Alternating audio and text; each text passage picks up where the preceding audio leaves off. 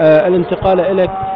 يقال أن أحد شعراء بني أمية امتدح ابن ملجم على فعلته التي أردى بها أمير المؤمنين سلام الله عليه في محرابه شهيدا. وقام أحد شعراء أهل البيت عليهم السلام ورد على ذلك الشاعر بقوله: قل لابن ملجم والأقدار غالبة، هدمت للدين والإسلام أركانا، قتلت أفضل من يمشي على قدم، وأعلم الناس بالقرآن تبينا. كيف ترى إلى دور الشعراء في إنصاف أمير المؤمنين في تلك المرحلة؟ تفضل سيد.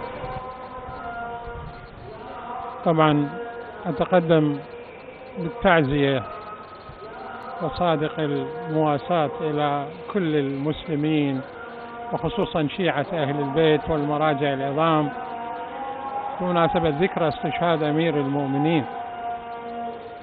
هذا الشاعر الذي ذكرته هو عمران بن حطان، قال هذا البيت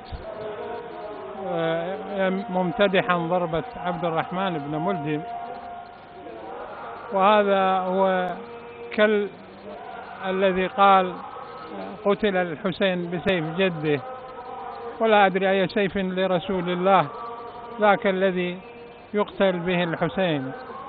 هذه أصوات مأجورة وأصوات حاقدة، ولا بد أن يكون لها مثار في الأحداث وخضم الأحداث العنيفة والقوية، ولكن هي يعني لا ترقى إلى مقام الحقيقة ولا تصل إلى مستوى الجد. الناس لا تأخذها مأخذا جديا.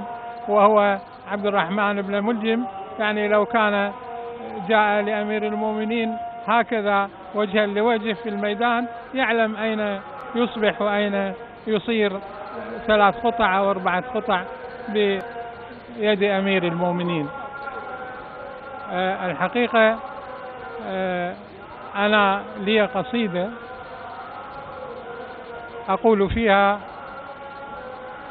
واصفا شجاعة أمير المؤمنين، عنوانها اللغز: أربى وجاز الحد، مطاولا ممتدا، ما حده مكان ولا زمان حدا، جادت به الليالي وهي تجود فردا، سواه من سواه للمصطفى أعدا، للمصطفى سواه من سواه لغاية أعدا، للمصطفى ظهيرا يفديه إذ يفدى، أو رام شد أزر فهو يجيد الشدى.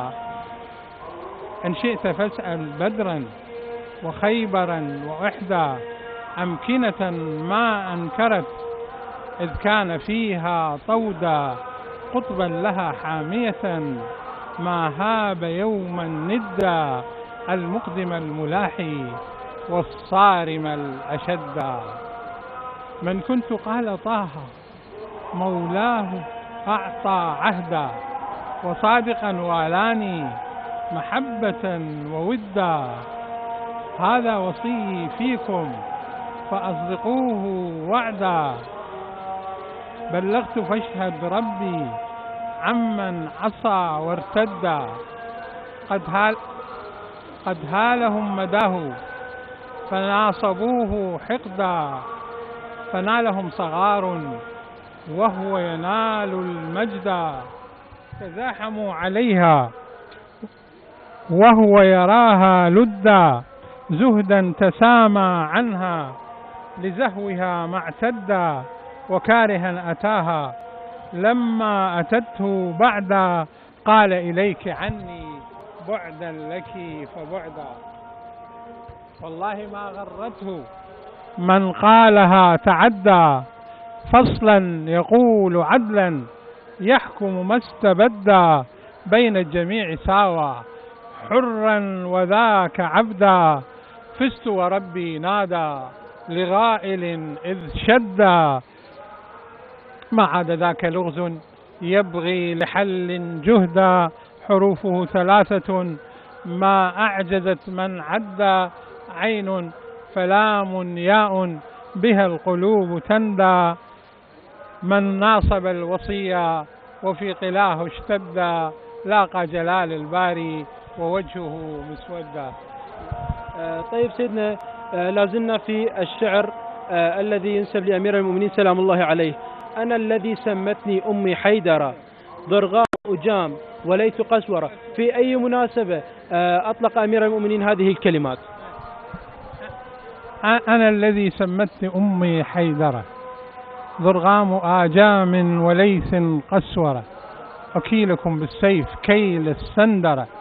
هذه قالها في واقعة خيبر المشهورة عندما اقتحم الحصن وخرج له اليهودي مرحب، فارتجز مرحب قائلا بيت الشعر لا أحفظه، فرد عليه أمير المؤمنين بهذه الأبيات الثلاثة.